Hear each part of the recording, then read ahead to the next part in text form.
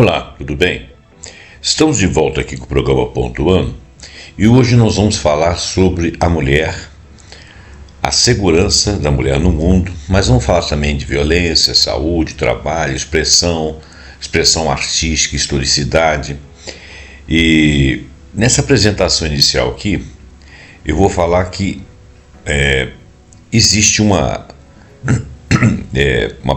precisamos de uma proteção contra a violência física à mulher.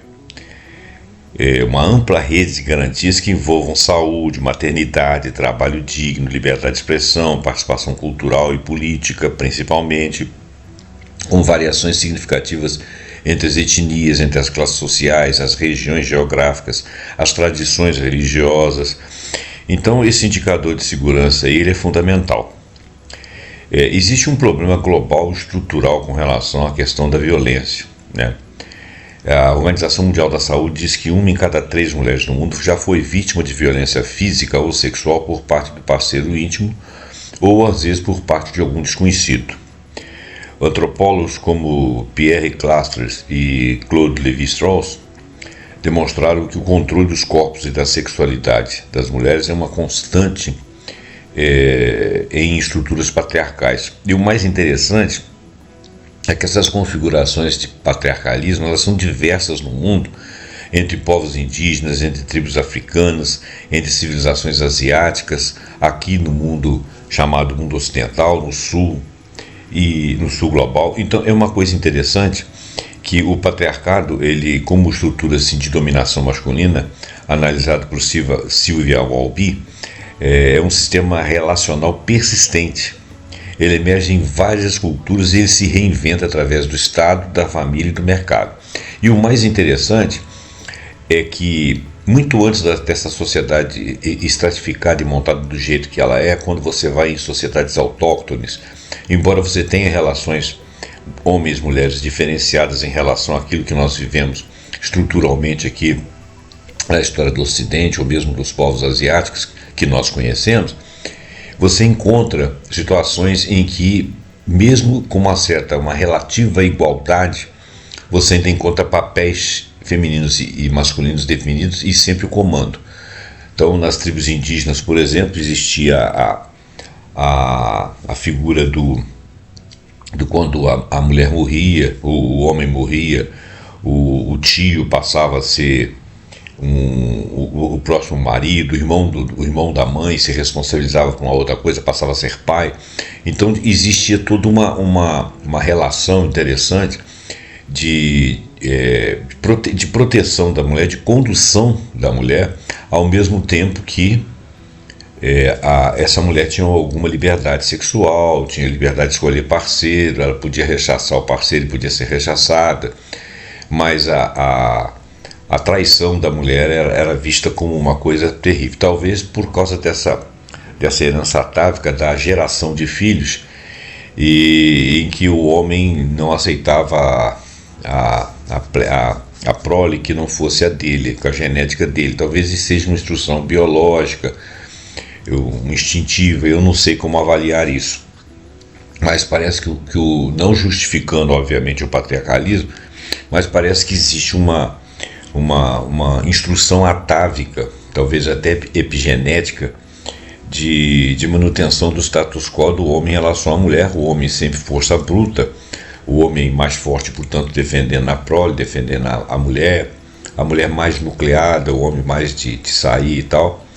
Então, de sair para a guerra, de sair para a luta, de sair para a caça, mas as mulheres também participavam da caça, as mulheres também, nas sociedades indígenas, né?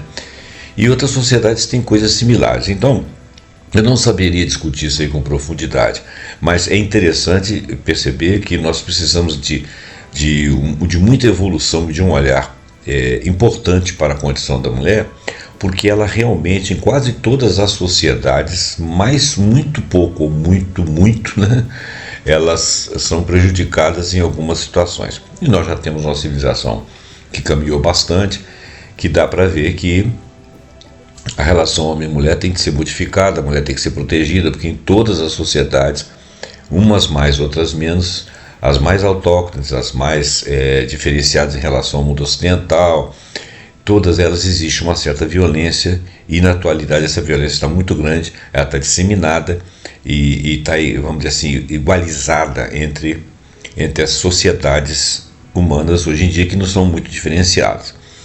Então a saúde da mulher envolve desafios específicos, a gente sabe disso, porque existe a mortalidade materna, né? Existe, hoje em dia a gente pode falar de acesso a métodos contraceptivos, a questão do aborto legal, assistência psicológica, né?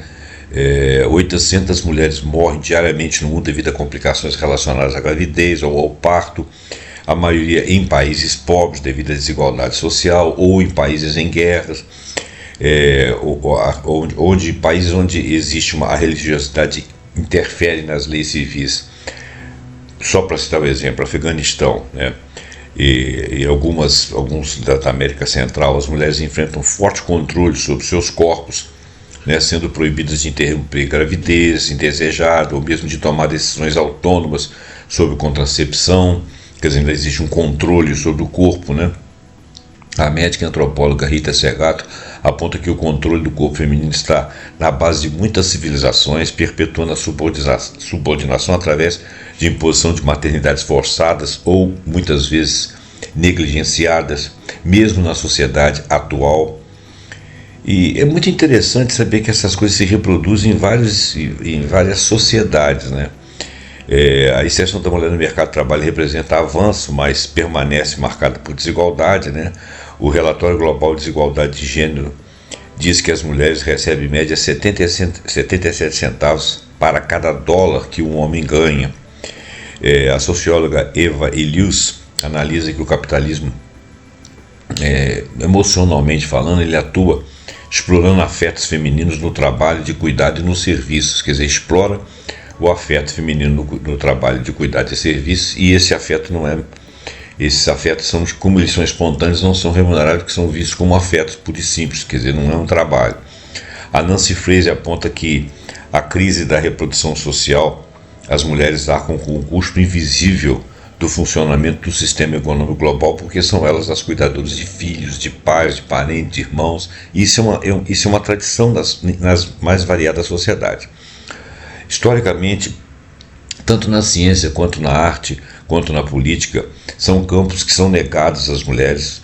As mulheres têm competência, mas elas não são valorizadas igualmente, não têm a mesma visibilidade, tanto na ciência quanto na arte, quanto na política. A representação política que as mulheres possam exercer é muito menor na maior parte dos países, e não existem leis corrigindo isso.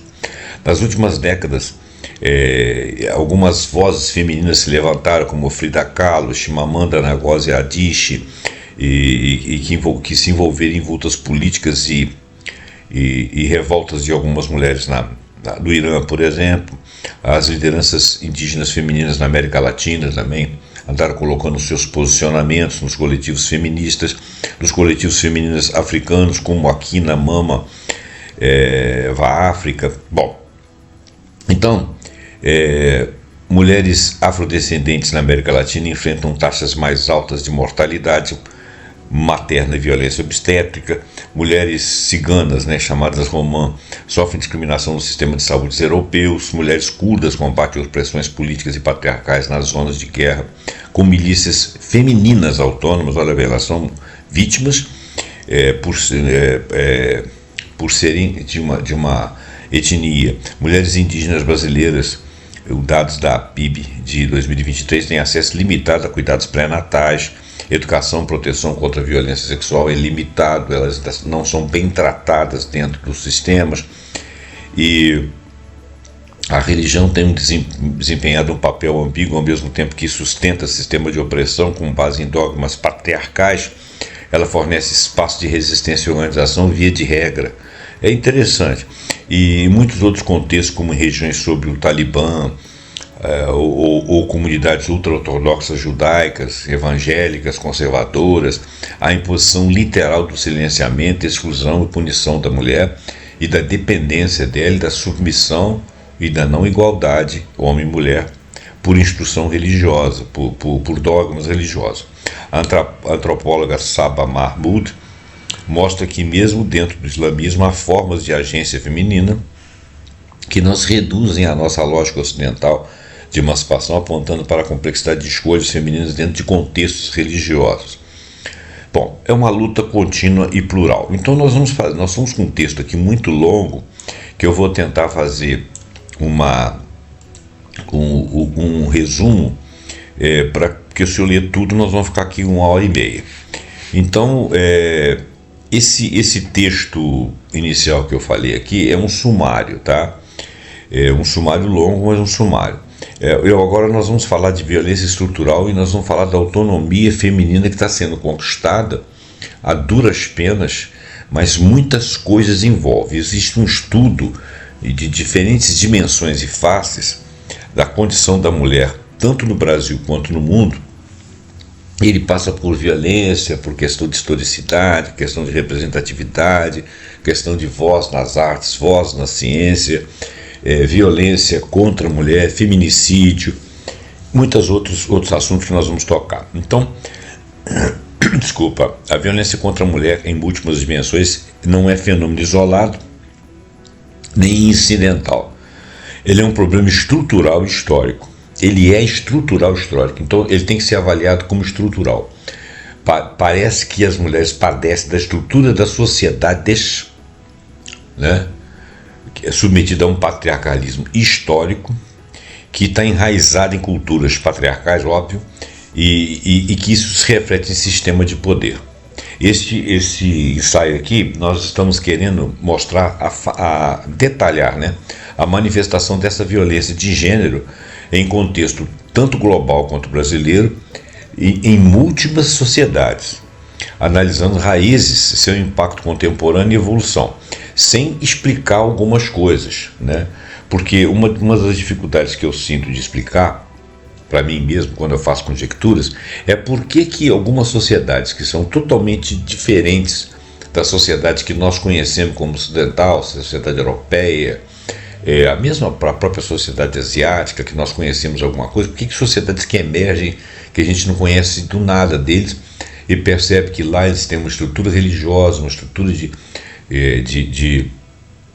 poder ligada, associada a uma ideia de patriarcalismo, não igual ao nosso, mas que de certa forma reflete essa condição de colocação da mulher em inferioridade e sob violência, sob controle de corpos, né? Os dados da segurança pública no Brasil, como o Anuário Brasileiro de Segurança Pública de 2025 e o Atlas da Violência, revelam um cenário alarmante. Existe um recorde de feminicídios e estupros em 2024. Né? Nós estamos em 2025, o dado mais próximo aí de 2024 diz haver um recorde de feminicídio e estupros. E qual seria a origem disso? A persistência dessa violência no ambiente doméstico, principalmente, demonstra que ela constitui-se uma espécie de guerra silenciosa que resiste às políticas tradicionais de segurança.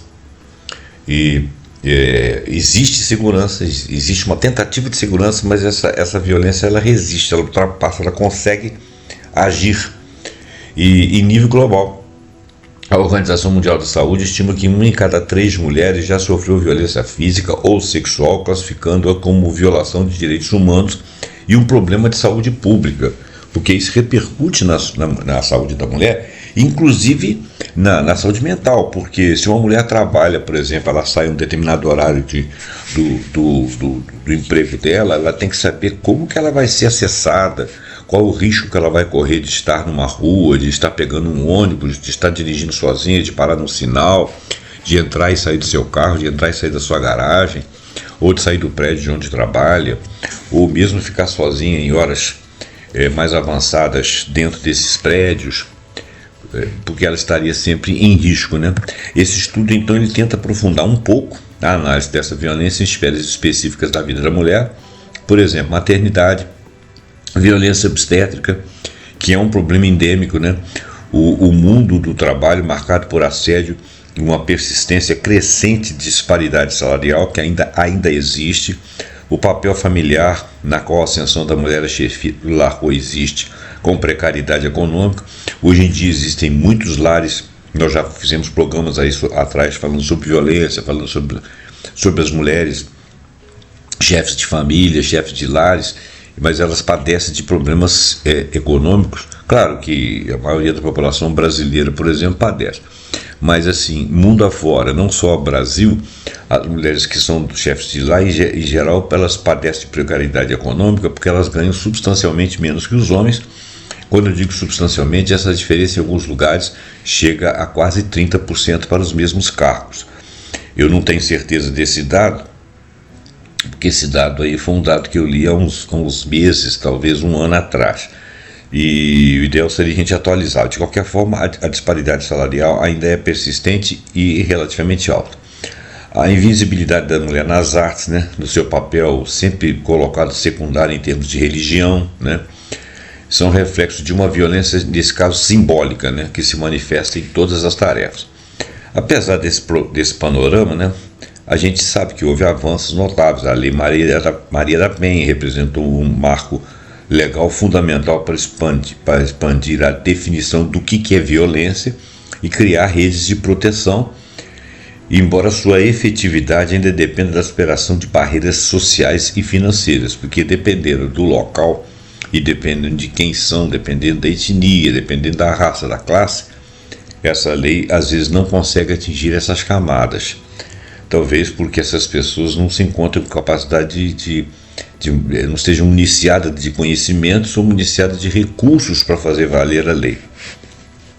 No caso, por exemplo, quando a mulher apanha e chega numa delegacia e ela é tratada como se ela fosse culpada de ter apanhado por ela ter feito alguma coisa. Quer dizer, a mentalidade também atrapalha muito, mas ainda assim a coisa está melhorando.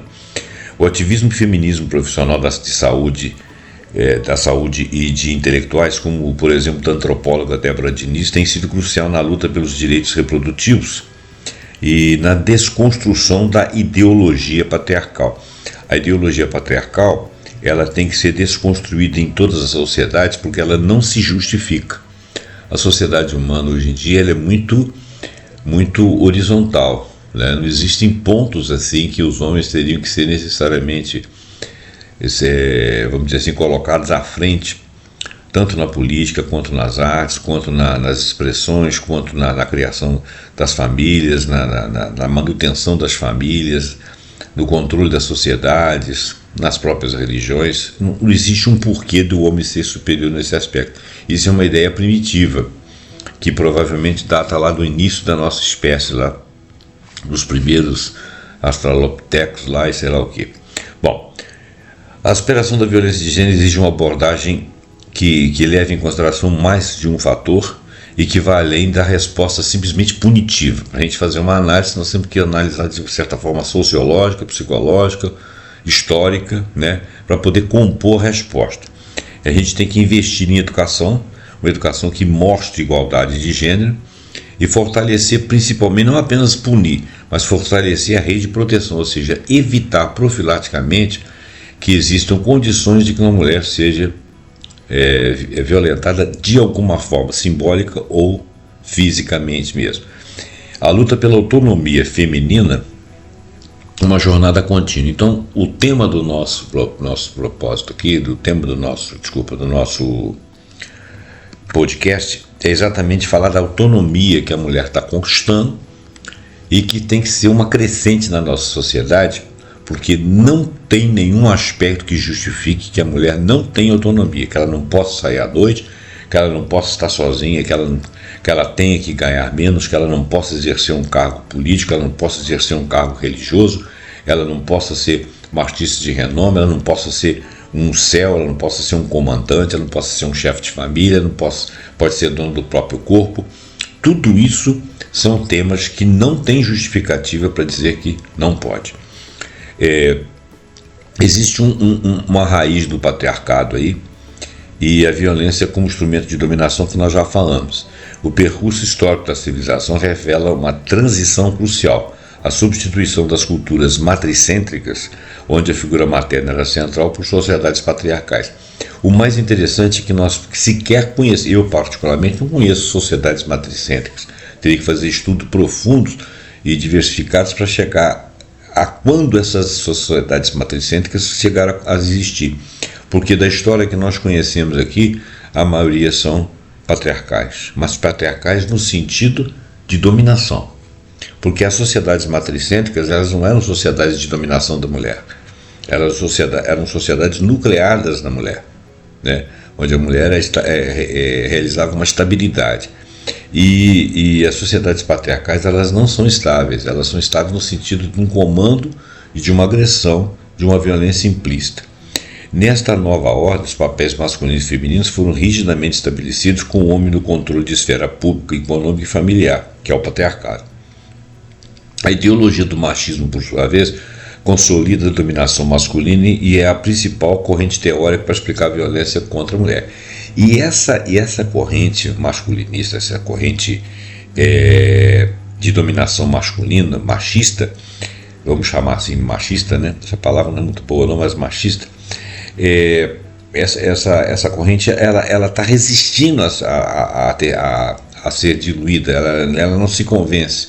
Né? E dentro dessa corrente existe posições misóginas em que os caras realmente execram as mulheres e veem as mulheres como bruxas, como safadas, como sem vergonhas, como espertinhas, uma visão distorcida, e se sentem oprimidos pelas posições que as mulheres estão conquistando, como se não fosse cabido que elas o fizessem, demonstrando um sentimento realmente de incapacidade intelectual de se perceber como um ser.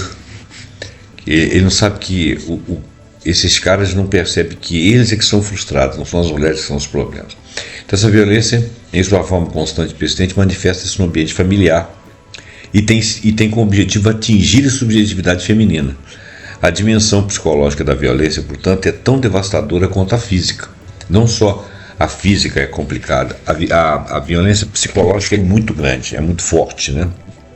E muito devastadora, subjetivamente falando. E ela mina a autoestima da mulher, mina a capacidade de ação da mulher e mina a autonomia. E é exatamente em cima da autonomia que a gente está batendo aqui. A mulher tem de ganhar autonomia, né? A casa, historicamente, aquela coisa assim do lugar da mulher, é paradoxalmente o ambiente onde ela se encontra mais vulnerável. Se o lugar da mulher é em casa, é o lugar onde ela é agredida.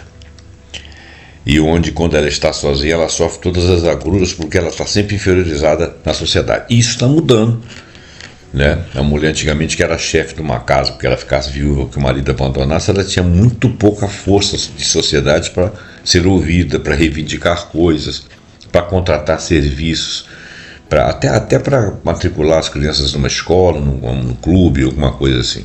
Isso mudou, né? Mas ainda existe um ranço de que as pessoas, de que a sociedade prefere conversar com o chefe da família, como se isso representasse alguma coisa, como se o chefe fosse alguém sempre presente. A teoria é essencial, uma teoria essencial para o movimento feminista, Simone de Beauvoir.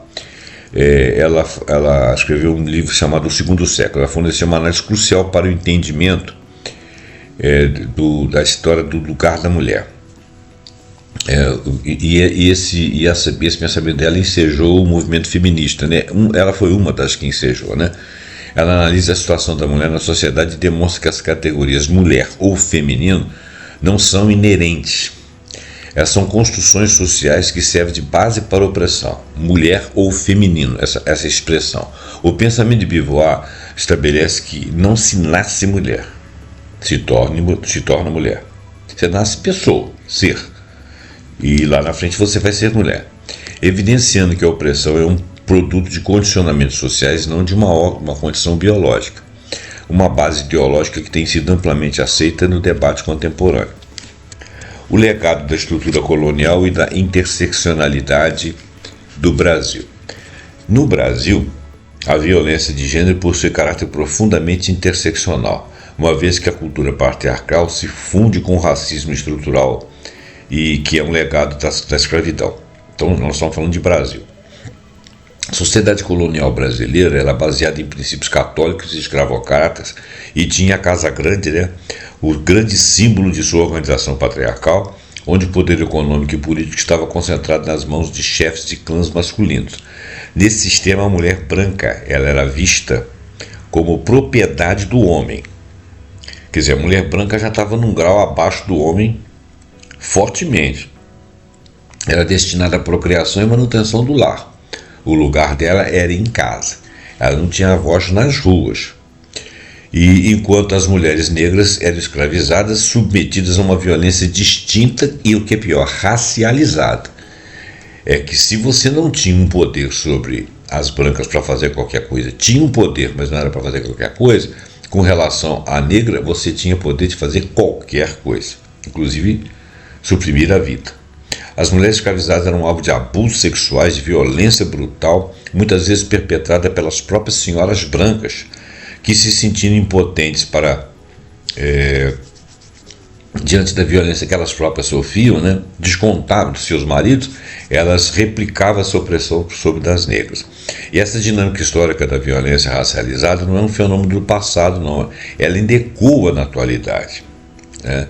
Tragicamente, os dados atuais sobre violência contra a mulher no Brasil mostram que as mulheres negras são as principais vítimas dos feminicídios, dos estupros, dos homicídios de mulheres, né, que existe uma diferença, enquanto em que a cultura patriarcal e o racismo se abraçam aí, onde o corpo da mulher, principalmente da negra, continua sendo o mais vulnerável à violência letal do país, inclusive uma violência do próprio companheiro negro. A segurança da mulher no contexto da nossa contemporaneidade. Olha, a manifestação atual de violência de gênero persiste em raízes históricas do Brasil, nós sabemos disso, nos relatórios da OMS demonstram isso aí. O Anuário Brasileiro de Segurança Pública, o Atos de Violência em 2025, nós já falamos no início, mas vamos com números agora. Eles desenham um panorama de violência que na tabela aqui a gente vai ler daqui um pouquinho, olha só. Feminicídio, um total de feminicídio em 2024, 1.492 mulheres mortas, né? A marca histórica desde 2015, um crescimento de 0,7% em relação a 2023. Observe que feminicídio ele é diferente de mulheres que são mortas. A mulher morta é uma pessoa que foi morta, né? Ao lado dela pode ter sido um homem morto. Então é um homicídio por um acontecimento qualquer. O feminicídio é a mulher quando ela morre por ser mulher, né? As vítimas negras são 63,6% desse total que nós falamos, dados de 2024. O local do crime, em 64,3%, ocorreu dentro da própria residência. E o agressor, em 8 a cada 10 mulheres agredidas, foram mortas por companheiros ou ex-companheiros, né? Então, estupro foram 87.545, o maior número da história no Brasil. 76,8% são crianças e adolescentes de até 14 anos, mulheres, do sexo feminino, né? 78,8% crianças do sexo feminino e adolescentes do sexo feminino até 14 anos. O local do crime, 68% dos casos aconteceram dentro da casa. O agressor, em 45,5% dos casos, era um familiar, um tio, um pai, um marido, alguma coisa assim. Agora, homicídios femininos, mulheres que morreram independente de serem mulheres. O número total de 2023 é 3.903 mulheres assassinadas. A média de morte são 10 mulheres mortas por dia e as vítimas negras são 68,2% de homicídios femininos registrados no ano. Isso aí deve ter a ver com a localidade onde elas estão, a questão da violência das comunidades, que elas morreram assim como homens e crianças morreram também. Então, esses dados aí, eu estou suprimindo aqui uma parte do texto muito longa, mas tem uma parte aqui que eu acho interessante. O problema da violência de gênero não se restringe ao Brasil. A Organização Mundial de Saúde estima globalmente que aproximadamente 1 em cada 3 mulheres, ou 30%, eu tinha falado isso, em todo o mundo já foi submetida à violência física ou sexual por um parceiro íntimo ou por um não parceiro ao longo da vida. A maioria dos casos de violência é perpetrada por parceiros íntimos. A OMS reconhece a violência de gênero como um grave problema de saúde pública do mundo e violação de direitos humanos no mundo. As consequências para a saúde da mulher são abrangentes, incluindo lesões, gravidez indesejada, infecções sexualmente transmissíveis, incluindo HIV, problemas ginecológicos, depressão, transtorno de estresse pós-traumático, tentativas de suicídio. A violência por parceiro íntimo durante a gravidez também está ligada a um maior risco de aborto espontâneo, natimortos e bebês de baixo peso ao nascer, quer dizer, crianças que vão ter problemas. Esses impactos demonstram que a violência de gênero transcende o ato violento, afetando a saúde mental, a saúde física, a saúde reprodutiva da mulher e a própria criança e a própria prole, de forma sistêmica, intergeracional, isso em nível de mundo. Então, a sociedade humana está precisando crescer ainda, né? Agora vamos falar um pouquinho, muito rapidamente, de autonomia e segurança em esferas específicas da vida da mulher.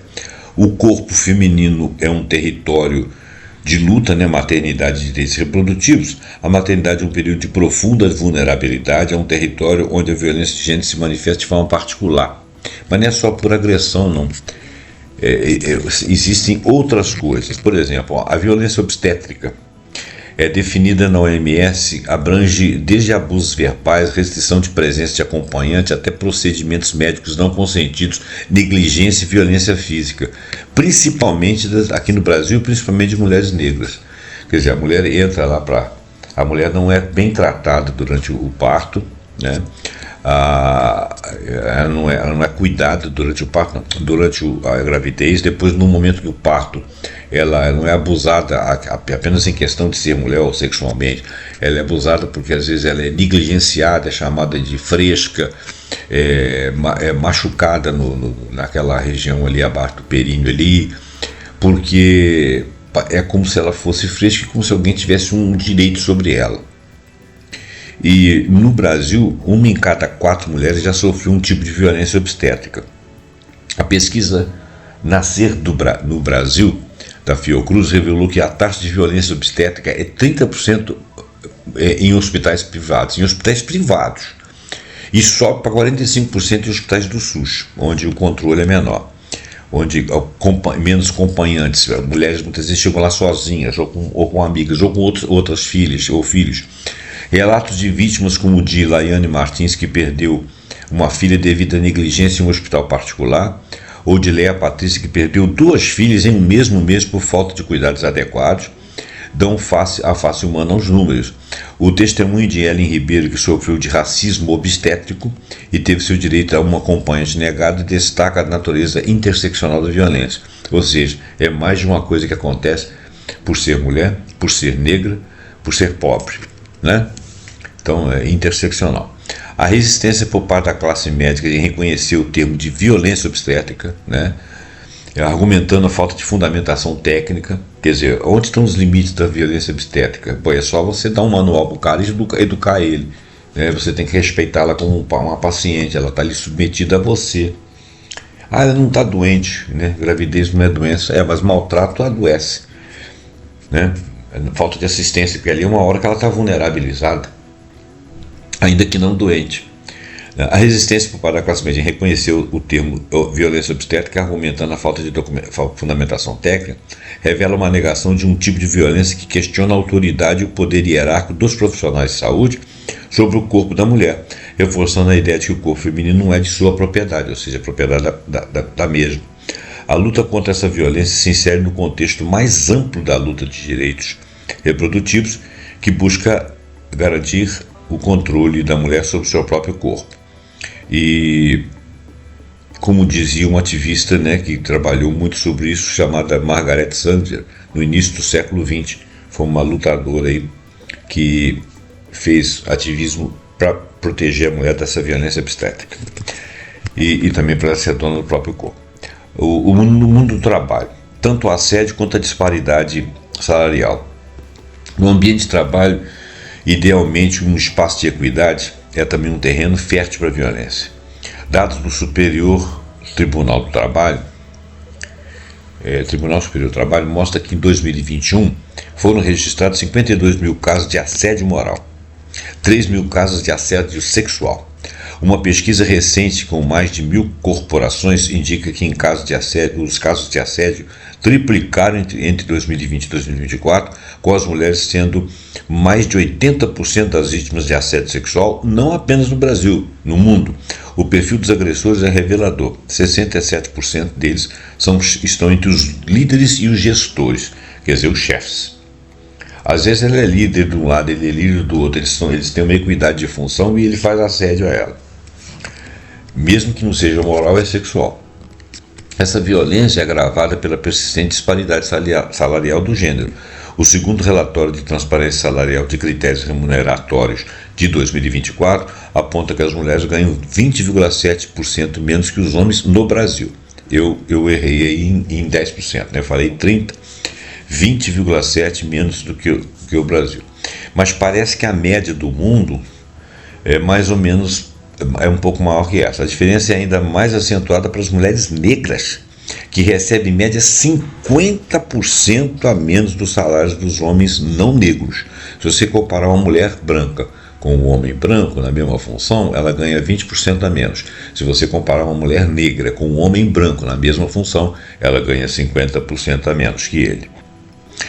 Essa desigualdade econômica não é apenas uma injustiça, ela é um mecanismo de poder que reforça a vulnerabilidade feminina, quer dizer, é para não deixar a mulher crescer. É como se ela não pudesse ter aquela competência, aquela autoridade. Ao ganhar menos, a mulher pode se sentir financeiramente dependente ou psicologicamente abalada, porque ela fica se sentindo inferior. Por que eu ganho menos se eu sou capaz de fazer o que o cara faz? É porque alguém diz para ela, mas você não faz o que ele faz, e ela faz. Isso é que é o pior. Então ela torna-se suscetível de aceitar assédios, né, por conta disso, e às vezes de não denunciá-los por medo de perder o emprego. E por medo de não ser respeitada quando chega no local. Por isso que a lei é importante, para você instruir as pessoas que vão proteger essa mulher de que ela está reclamando dentro do direito dela. É claro que existem burlas, né? Existem mulheres que são pilantras, mas isso aí é a minoria. Nós estamos falando de um caso de alguém que foi efetivamente assediado e que foi respeitado, foi conduzido e foi protegido. E a lei existe para isso. O papel da mulher na família tem evoluído de forma significativa. Dados do censo de 2022 do IBGE mostram que pela primeira vez a proporção de mulheres responsáveis por domicílios no Brasil é 49,1%, se equiparou de homens. Eu já falei isso em um outro programa meu, então eu não vou falar, eu não vou deitar todos os dados, eu vou apenas ver as disparidades aqui, senão eu me torno repetitivo. Eu já falei em 2 programas atrás que eu falei sobre violência contra a mulher, eu tive acesso a esses dados, então eu vou fazer só o resumo aqui. Diferença salarial global. Mulheres versus homens em empresas com mais de 100 empregados. Elas ganham 20,7% a menos que os homens. Salário médio de mulheres negras comparado ao dos homens não negros corresponde a 50,2% do salário deles. Cargos de confiança, de liderança, diferença salarial em direção à gerência, diferença salarial nos cargos de direção e gerência é 27% menos para as mulheres, e quando a um nível superior, a diferença salarial entre cargos de nível superior é incrivelmente 31,2% a menos para as mulheres. Impressionante. Religião e poder, submissão e desafios. Nós já falamos disso, mas vamos dar uma calibrada aqui. Apesar dos avanços sociais, o papel das mulheres nas grandes religiões do mundo continua a ser secundário, quando não existente. Em muitas, elas são impedidas de aceder a ofícios de ministros de culto ou são marginalizadas em locais de devoção. Algumas igrejas chegam a utilizar passagens bíblicas que reforçam em seus dizeres a submissão da mulher ao marido, que é um dogma, são dogmas religiosos. As mulheres são as que mais participam dos cultos religiosos, dos serviços religiosos, inclusive como tarefeiras, como missionárias, elas são as que mais participam. E, paradoxalmente, elas não têm acesso às direções e às diretrizes. O ativismo dentro dos próprios contextos religiosos está em ascensão, porque as mulheres que são religiosas estão dizendo: por que eu não posso ser uma líder? Por que eu não posso ser uma pastora? Por que eu não posso ser uma religiosa, no lugar de um padre, uma madre, alguma coisa assim? O livro, ela é a imagem dele, de Francine Walsh, por exemplo, exemplifica a desconstrução das concepções simplistas sobre a feminilidade no contexto da igreja. Nós já falamos disso, eu vou passar à frente. Evolução, conquista e desafios da luta pelos direitos das mulheres. A luta contra a violência estrutural é contínua e de muitos fatores, envolvendo não apenas a legislação, mas também participação em esferas de poder e produção de conhecimento. As mulheres e sua expressão nas artes, na política, visibilidade e formas de ação. Por incrível que pareça, a invisibilidade da mulher nas artes é uma forma de violência simbólica, uma consequência direta da perspectiva patriarcal que historicamente formou cânones de artistas ocidentais. Em priscas eras, em séculos anteriores, quando tinha-se um teatro em que alguém representava uma mulher, era um homem que estava travestido de mulher para representar o papel. Eles não chamavam as mulheres. Claro que depois isso aí foi vencido, né? Hoje em dia existem grandes artistas mulheres, grandes artistas homens. Mas nas artes, por exemplo, nas artes plásticas ou como escritoras, as mulheres ainda não têm um papel tão forte, embora elas sejam grandes produtoras e tenham grandes talentos.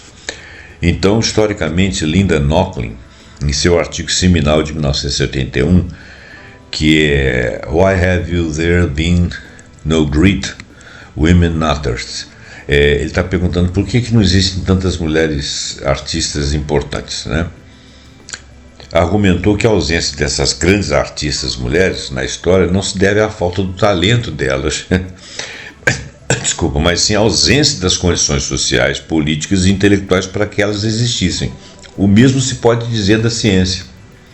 A luta pela representatividade não é apenas sobre inclusão, mas sobre reescrever a história e reconhecer o talento e a liderança feminina que foram sistematicamente suprimidos, inclusive na ciência. No campo da política, a presença das mulheres é crucial para a criação de um arcabouço legal que proteja a mulher da violência. A procuradora Solange Bentes Jurema, por exemplo, é um nome de destaque que contribuiu para a elaboração da Lei Maria da Penha e para a reserva de recursos para candidaturas femininas, que hoje em dia existe uma lei de representação feminina. A conquista de espaço na esfera pública é uma forma de garantir que a legislação reflita as necessidades das mulheres e contribua para a redução das desigualdades. Eu, particularmente, acho que o parlamento deveria ser composto 50% por mulheres obrigatoriamente, não 9%, 10% conforme é agora. O marco legal é a Rede de Proteção no Brasil. A Lei Maria da Penha foi um avanço sem precedentes, não resta dúvida. Mas a lei não restringe a violência física, mas também reconhece a violência psicológica, sexual, patrimonial e moral. Ela não consegue restringir. O fato de existir a lei, se existir lei evitasse problemas, não existiam bandidos. Então, é preciso que você tenha um sistema que não só puna com a lei, mas eduque antecipadamente para que você nem precise de usá-lo. Essa é a ideia. Então não basta ter uma lei. A lei é necessária, mas você tem que ter consciência. A criação dos juizados de violência doméstica e familiar contra a mulher e a criminalização do feminicídio de 2015 foram marcos importantes. Apesar dos avanços, a efetividade da lei depende da superação de paradigmas jurídicos antigos e, mais crucialmente, da dependência financeira que muitas vítimas têm de seus agressores. A mulher apanha, mas ela continua dentro de casa, porque ela na rua ela morre de fome, o que dificulta a continuidade das denúncias. E, como eu disse, não basta ter a lei, você tem que ter outras estruturas, outras políticas e educação. Para garantir a proteção da mulher no Brasil, pelo menos aqui no Brasil, já que nós estamos falando disso, o Brasil conta com uma rede de serviços que inclui o Ligue 180, que oferece uma orientação sobre direitos e serviços, mas é apenas orientação. As delegacias especializadas a atendimento à mulher, a Casa do Abrigo, onde a pessoa é resguardada se ela não tiver para onde vir, se ela estiver em regime de agressão. A entrada das casas-abrigo é um processo restrito a mulheres em grave risco de vida, né? E que deve primeiro registrar uma queixa na delegacia para então serem encaminhadas às casas de abrigo. o que pode inclusive ser uma barreira, né? Porque ao serem encaminhados, alguns não acreditam no que ela está contando. A capacidade limitada desses locais, porque se aparecer muita gente, não tem cômodos o suficiente, casas o suficiente, elas conseguem manter até 40 pessoas, isso tinha que ser ampliado, e a necessidade de a vítima passar pelo sistema policial, que reforça a ideia de que a rede de proteção, embora vital, ainda enfrenta desafios para atender plenamente a demanda e a complexidade de cada caso. Era o ideal que a mulher tivesse o acesso à polícia também, mas que isso não fosse obrigatório, ou que fosse obrigatório também que ela tivesse outros tipos de acesso, para que ela pudesse ser encaminhada independente da polícia. Rede de proteção, então. Delegacia de atendimento, já falamos. Casa-abrigo, já falamos. Papel crucial das profissionais ativistas. A luta no campo da ciência e da sociedade. A violência de gênero, em sua complexidade, também é um campo em estudo de pesquisa nas ciências sociais, particularmente na sociologia, sob um olhar feminista, né? A antropóloga Marilyn Starten demonstrou que a violência contra a mulher é um drama que persiste mesmo em contextos não ocidentais. A contribuição dos profissionais e ativistas é crucial para desmascarar essa violência por direitos e lutar por direitos. A antropóloga e ativista Débora Diniz, que nós já mencionamos, é um exemplo desse ativismo. O ativismo de Diniz argumenta que o tema é relevante para a saúde pública e a garantia de direitos das mulheres, e ilustra a natureza incendiária desse debate, da autonomia feminina e do controle das mulheres sobre o seu próprio corpo. Esse debate, ele é incendiário, mas ele é necessário. Conclusões. Análise da violência histórica, da autonomia da mulher, da desigualdade de gênero, da interseccionalidade nessas condições de avaliação das mulheres enquanto gênero, classe, raça, né?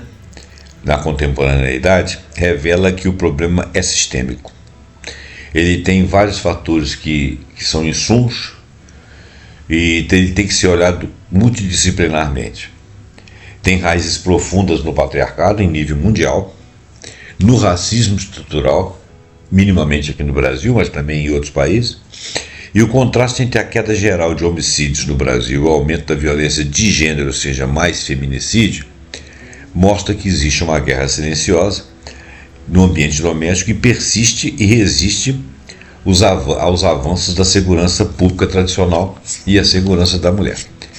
Então, aparentemente, a autonomia das mulheres na chefia de lares é frequentemente sinônimo de precariedade econômica, sobrecarga de trabalho e vulnerabilidade. Mas nós temos que ter políticas que resguardem essa autonomia. Não só essa autonomia, como a autonomia de exercer qualquer atividade sobre seu corpo, profissional, artística, científica, representativa na política. A mulher tem que ter autonomia, porque ela é um ser humano igual ao outro ser humano, os outros 50% da humanidade, que são os homens.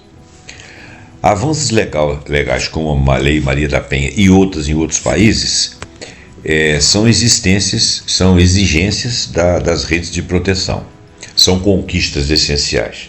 Mas nós precisamos continuar falando nisso, criando mecanismos de educar as pessoas antes das agressões. É preciso fazer uma análise dessas personalidades. Por que essa frustração é tão grande das mulheres serem agredidas? E por que talvez a natureza disso seja o porquê que o sistema patriarcal vem de séculos e séculos e séculos. Talvez seja uma análise aí filosófica, psicológica e epigenética. Bom, para a segurança e autonomia da mulher, para que elas sejam plenamente realizadas, nós precisamos de educação para a igualdade de gênero. É fundamental implementar programas educacionais desde a infância para desconstruir o patriarcado, para desconstruir o machismo, mostrar os papéis de gêneros que não devem ser rígidos, que se pode transitar em uma coisa e outra conforme proposto pelas organizações mundiais. Fortalecimento, sim, da rede de proteção, com leis, delegacias, casas de abrigo, sistemas de acompanhamento. É imprescindível aumentar os recursos e capacidade de delegacias especializadas de atendimento à mulher, das casas de abrigo, etc. Políticas de equidade no trabalho. Tem que se aumentar a fiscalização da lei de igualdade salarial. Avanço nos direitos reprodutivos. O debate sobre a saúde e os direitos reprodutivos deve ser tratado com urgência e serenidade, como aponta o Instituto Patrícia Galvão, para garantir o acesso a serviços de saúde seguros e acolhedores, desmantelando a violência obstétrica, garantindo o pleno controle da mulher sobre o seu próprio corpo, respeito à sua condição naquela situação. A luta por uma sociedade onde a segurança e a autonomia da mulher feminina não sejam exceção, mas a norma, exige uma ação contínua e estratégica. E por isso que nós vamos continuar fazendo programas tocando nesse assunto. Eu espero que você tenha gostado. Foi um pouco repetitivo porque eu falei de muitas coisas que falei em outros programas. Nós falamos um pouco mais desse programa de autonomia e ainda vamos fazer quantos programas forem necessários para a gente poder chegar até a raiz desse patriarcado, né? Como que desconstrói isso, não apenas com leis e com educação, mas como que se desconstrói isso no imaginário das pessoas, que muitas vezes a própria mulher raciocina com inferioridade. Mesmo quando ela é protagonista e autônoma, ela se sente vulnerável, porque nela também foi incutida que o homem tem superioridade em relação a ela. Então tem que haver uma desconstrução psicológica aí com base em estudos profundos. A gente vai estudando aí, porque tem muita gente que publica coisas interessantes. Eu particularmente não sou apenas um pesquisador, né? Pesquisador não regulamentado, né? Mas eu faço aqui meu programa, pesquiso algumas coisas e tudo, são pesquisas superficiais, são textos superficiais, eu reconheço, mas a gente pode estudar quem faz coisas mais profundas. E sempre vamos nos ocupar de trazer aqui para vocês. Muito obrigado pela sua atenção. Deixa seu like, deixa seu comentário, assine o nosso canal, compartilha esse vídeo para que as pessoas possam deixar seus comentários e tomar ciência disso e dar ideias. E até o próximo programa pontuando com algum assunto que nós acharmos muito interessante. Até lá e muito obrigado.